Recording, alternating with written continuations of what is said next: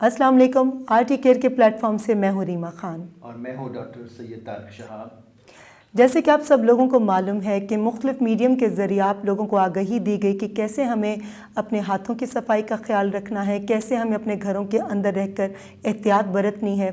आज का जो मेरा सवाल है वो ये है कि जो लोग घरों से बाहर जा रहे हैं, ख़ास तौर पर ग्रॉसरी करने के लिए, उनको किस तरह की एहतियाती तदाबीर इख्तियार करनी चाहिए।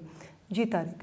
ये बहुत अहम सवाल किया है और स्पेशली जबकि लॉकडाउन है और लॉकडाउन मज़ीद चल सकता है, तो लोगों को बाहर किस तरह से जाना चाहिए और क्या हिफाजती तदाबीर अख्तियार करना चाहिए, ख़ास तौर पर ग्रोसरी शॉपिंग के लिए। तो इस बात को समझना बहुत ज़रूरी है कि जो ज़्यादातर इन्फेक्शन होता है वो रेस्पिरेटरी ड्रॉपलेट से होता है। और जो एंजेला रस्मुसन हैं, जो कि वायरोलॉजिस्ट हैं centres for immunity and allergy Columbia University New York में, उनका भी यही कहना है कि ज़्यादा तक जो है वो ड्रॉपलेट से होता है। तो सोशल डिस्टेंसिंग जिसको कहते हैं कि लोगों से डिस्टेंस रखना ग्रोसरी शॉपिंग में भी बहुत ज़रूरी है। तो सबसे पहली चीज़ तो ये कि घर से बाहर निकलें तो आप मास्क पहने, जो हमने बताया था, पहले हाथ साबुन से धो लें, उसके बाद मास्क पहने, और ग्लव्स है तो ग्लव्स पहन लें, और अपने साथ सैनिटाइज़र या वाइप्स लेके जाएँ ग्रोसरी शॉपिंग के लिए। उसके बाद जब आप वहाँ पे जाएँ तो ट्रॉली जो आप पकड़ें तो उसको पहले सैनिटाइज़र या वाइप से साफ़ कर लें, और जो लोगों से जो है वो डिस्टेंस रखें।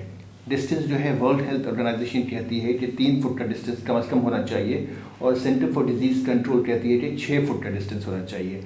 एक जो शॉपिंग कार्ट है वो तकरीबन 3 फुट का फासला होता है, तो ये आप के लिए आसान होगा समझने के लिए। तो वो कार्ट का जितना डिस्टेंस है उतना होना चाहिए आपका और किसी और शख्स के दरमियान। जब आयल में जाए तो किसी को पास ना करें, कोशिश करें कि वेट करें और सब्र से काम लें, किसी को क्रॉस ना करें, इसलिए फिर 3 फीट का डिस्टेंस नहीं रहेगा। इसी तरह से जब चेकआउट काउंटर पे भी जाएं तो जो है डिस्टेंस का ख़ास तौर पे ख्याल रखें।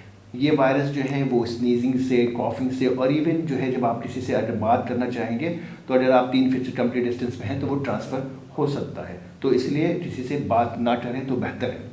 उसके बाद जब आप ग्रोसरी शॉपिंग कर रहे हो तो पहले जैसे लोग करते थे कि फल जो है उसको टच करके देखते थे, तो किसी चीज़ को भी उठाएं नहीं, टच ना करें। आप वही फल उठाएं या प्रोड्यूस उठाएं जो आपने लेना है और उसको बैग में डाल लें, लेकिन उठा के रखें नहीं दोबारा, और बार बार हर फल को उठाएंगे तो वायरस आपको ट्रांसमिट हो सकता है।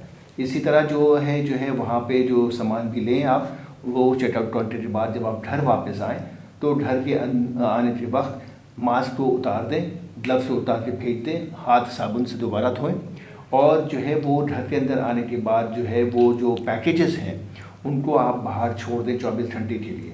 ये मैं आपको बताना ज़रूरी समझता हूँ कि जो है वायरस है वो पैकेजेस में अगर जो है प्लास्टिक है या स्टील है तो उसमें जो है 2 से 3 दिन रह सकता है, कार्डबोर्ड में 24 घंटे तक रह सकता है। इसलिए वो पैकेजेस को आप बाहर छोड़ दें 24 घंटे के लिए। जो प्रोड्यूस है उसको आप जो है वो अच्छे से पानी से धो लें इस्तेमाल करने से पहले। तो ये तदाबीर आपको अख्तियार करना बहुत ज़रूरी है। जी, जैसे कि तारिक ने कहा, तो आपने घबराना नहीं है कि जी अगर खाने का सामान 24 घंटे के लिए बाहर छोड़ देंगे तो वो तो ख़राब हो जाएगा।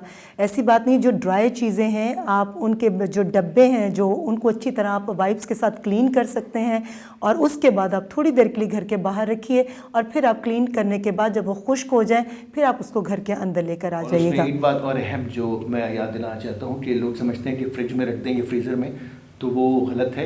वायरस जो है फ्रिज में, फ्रीज़र में 7, 8, 10 दिन भी सर्वाइव कर जाएगा उस टेम्परेचर में। तो ये ना समझे कि फ्रिज में रखने से उसमें वायरस जो है ख़त्म हो जाएगा। जी, ठंडी जगह जो है वो इस वायरस को सपोर्ट करती है, इसलिए ठंडक वाली कोई भी चीज़ पीने से भी इज्तनाब करें, और खाने पीने की चीज़ों को ठंडक वाली जगह पर रखने से भी आप थोड़ा गुरेज कीजिए, सिवाय गोश्त के या दूध के। बस ये आपने बहुत छोटी छोटी बातें हैं मगर बहुत इंपॉर्टेंट है, ना सिर्फ हमारी ज़िंदगी के लिए बल्कि दूसरों की ज़िंदगी के लिए भी। आई होप कि आप इन सारी बातों को अच्छी तरह समझेंगे और ना सिर्फ ख़ुद पर इसको इम्प्लीमेंट करेंगे, बल्कि आपके जितने जानने वाले हैं ये नॉलेज, अगर जिन्होंने हमारी ये गुफ्तगू नहीं सुनी, आप अपनी ज़िम्मेदारी समझिए कि आप ये बातें पूरी ईमानदारी और ज़िम्मेदारी के साथ आप उन तक भी पहुंचाएंगे। अपना बहुत ख्याल रखिएगा। अल्लाह ताला हम सबको तौफीक दे कि हम एक दूसरे की ज़िंदगियों में आसानियाँ पैदा कर सकें। अल्लाह हाफ़िज़। Thank you.